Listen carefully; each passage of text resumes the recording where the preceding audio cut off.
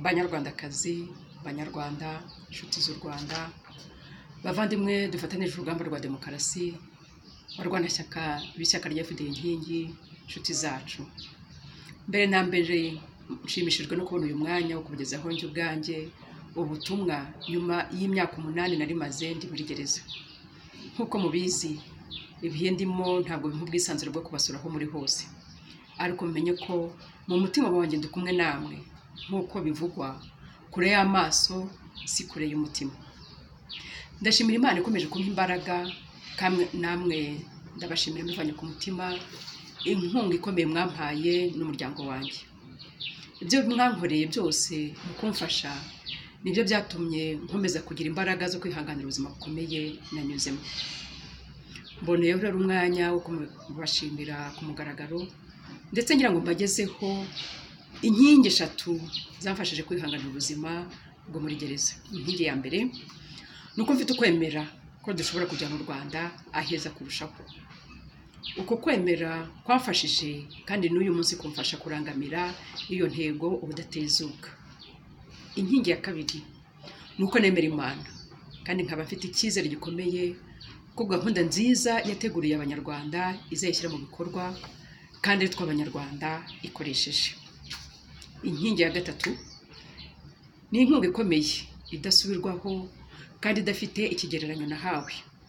Hari yaturutse mu muryango wanjye bwite, hari yaturutse ku nshuti, hari yaturutse mu Banyarwanda, abari mu gihugu n'abari mu mahanga, hari n'ikomeye ishyaka ryacu rya FDL inkingi yanteye. Izo nkunga zose zagaragaje ko mufite ubutwari n'ubushake butazuyaza. Mwese ndabashimiye cyane mbikuye ku mutima.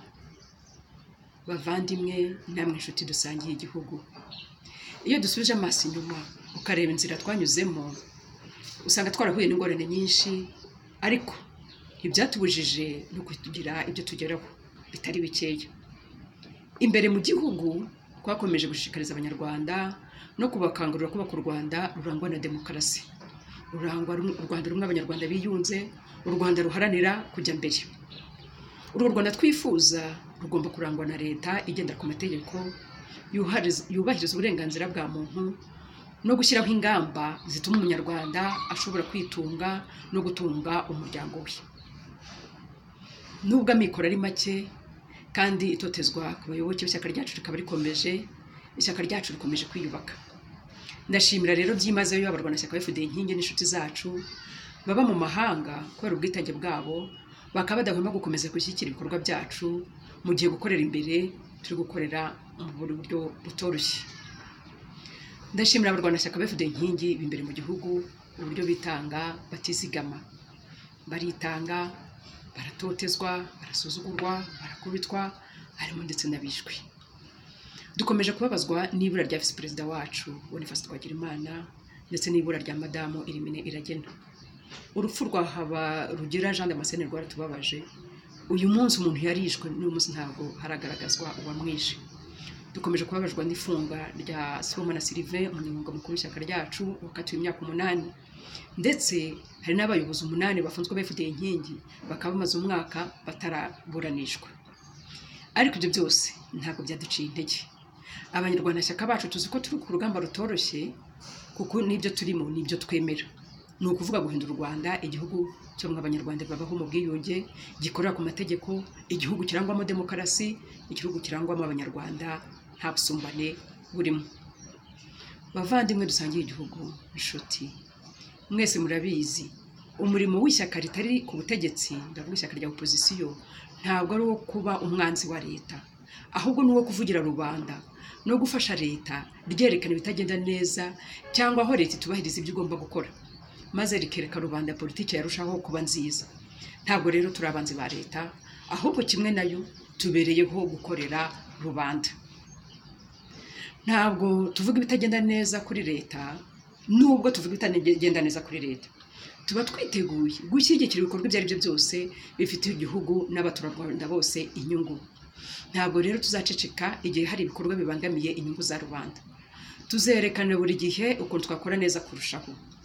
Birababaje kubona ko ubuyobozi bw'u Rwanda uko bwagiye busimburana kugeza ubu bwararanzwe no guta igihe mu gusenya ibyagezweho n'ababubanjirije, aho gushimangira ibyiza byagezweho bakosora ibibogamye maze bagatangira ikivi gishya. Ndishimira ko ururimi rw'igifaransa rwongeye guhabwa agaciro. U Rwanda ruzongera ruba isangano rihuza ibihugu bivuga igifaransa n'icyongereza, kandi rukazongera kuba umutima wa Afurika. Ndagira ngo bagezeho muri make inzira tugomba gufata mu bihe biri imbere. Dufite umurimo wo kubaka umuryango nyarwanda wasenyutse. Muri iki gihe ubutegetsi bwagiye, uko bigaragara, ubutegetsi bwagiye busimburana budashingiye kuri demokarasi, bwatumye abaturage b'abanyarwanda bahinduka indorerezi, barahezwa mu gufatirwa ibyemezo. Hari ibintu rero bitanu mbona byihutirwa bigomba gusurwa mu gihugu cyacu. Icya mbere, hari ukubaka imibanire myiza mu bantu. Imibanire myiza bivuga ko bamwe bitwara imbere y'abandi. Hari indangagaciro no kumenya igikwiye n'ikidakwiye. Harimo kwizerana n'imico myiza iduhuje nk'umuryango nyarwanda. Murabizi si ibanga ko umuryango mu Rwanda wasenyutse. Abana basigaye batanga raporo zirega ababyeyi. Umugore n'umugabo babana umwe acunga undi. Abaturanyi barebuzwa bashaka ibyo bajya kubwira ubutegetsi. Ibi ni imwe mu mpamvu ikomeye ituma abanyarwanda bakomeje kubaho mu bwoba. Ntibatinyuke kuvuga icyo batekereza kitabanogeye, kuko batinya kuregwa, kurwanya gahunda za leta, cyangwa se kwitwa abanzi b'igihugu. Uko utizerana bisigaye biba mu muryango nyarwanda ni imwe no mu mpamvu muri iki gihe ubuzima busigaye ntacyo buvuze, kugeza n'aho umuntu yica uwo bashakanye cyangwa uwo yibarutse kuko nta kibahuza bagifite. Birihutirwa rero ko twongera kubaka imibanire myiza. Leta ntabwo ibereyeho kwiyitaho ubwayo, ahubwo igomba guhagurukira vuba na bwangu mu gusana imibanire ubu yazambye mu banyarwanda. Ubutegetsi bubereyeho gufasha mu mibereho myiza y'ubwumvikane bya buri rugo, kuko nirwo shingiro ry'umuryango nyarwanda. Ikindi cya kabiri, kureka ubutegetsi bushingiye ku gisirikare. Ntekereza ko abanyarwanda ubu bafite imyaka 45 nta bundi butegetsi bazi uretse ubwa gisirikare. Umuturage yumvira amategeko uvuye hejuru, ariko we adashobora kugira ijambo mu gufata ibyemezo bimureba. Imyumvire yacu uyu munsi nuko tugomba gushyiraho demokarasi itajegajega, irangwa no gukora mu mucyo no kubazwa imikorere, bityo buri wese akirengera ibyaba yakoze. Tugomba gushyiraho inzira zigaragara zo kurushanwa muri demokarasi no guhererekanya ubutegetsi mu mahoro.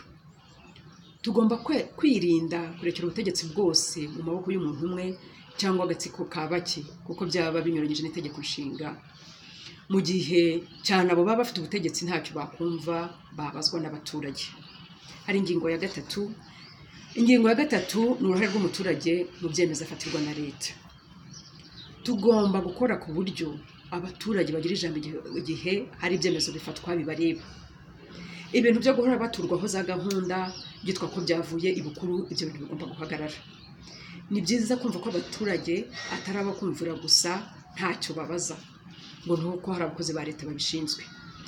Abaturage nabo bagomba gutinyuka bakabaza abategetsi imikorere yabo n'icyo bagezeho. Umuturage akwiye guhabwa ijambo.